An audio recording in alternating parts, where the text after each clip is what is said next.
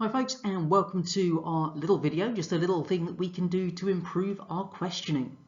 Now, one of the things that we try to do when we are questioning in class is involve as many students as possible.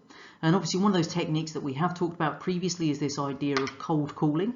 And yes, we can just go around and just pick a child at random, or we can use a random name selector. And what I'm doing this video is just show you one example of how we could actually use Microsoft Excel in order to create our own little random name selector that can work.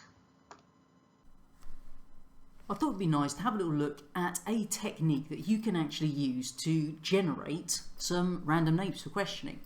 So obviously there are various random name generators that you can get online, but in my experience a lot of them are quite clunky in the fact you've got to sit there and type out all of the names into this online system. So there is another way that we can do this. Obviously if you've got your class list that you can export from Bromcom, etc., then you've got a list of names. So what I've got here is just how we're going to do our little draw for the week. So we can see all of the people who've commented on the video down in my little list here, and that could be replaced with the list of names of kids in your class.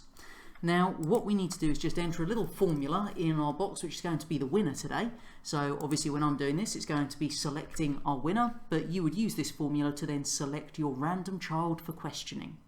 So all we need to do is type this equals index and then open your brackets. Then we're going to select our nice little array, which in this case is coming down from all of our little list of names right the way down here. Once we've got that, what we're going to do is then put a little comma, and then we are going to select something at random. So we use this little code here, rand between, that's our little formula, and then it's going to go from number 1, and in this case I've got 40 names on my list, to 40.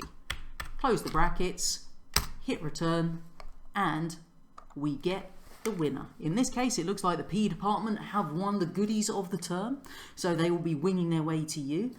But you can use this then with any of your classes, and once you've done it once, then you can use it all the time. So that if we wanted to see who was going to answer a question the next time, where we're on our little formula tab here, you just come along to calculate now, and if you click it, select another one. And obviously you can just use this over and over again in class, and it will then just select the different names for you to ask a question to. If you wanted to be super smart, you could even have questions it generates, but that's for another day. Hopefully you find it useful, and well done to the PE department.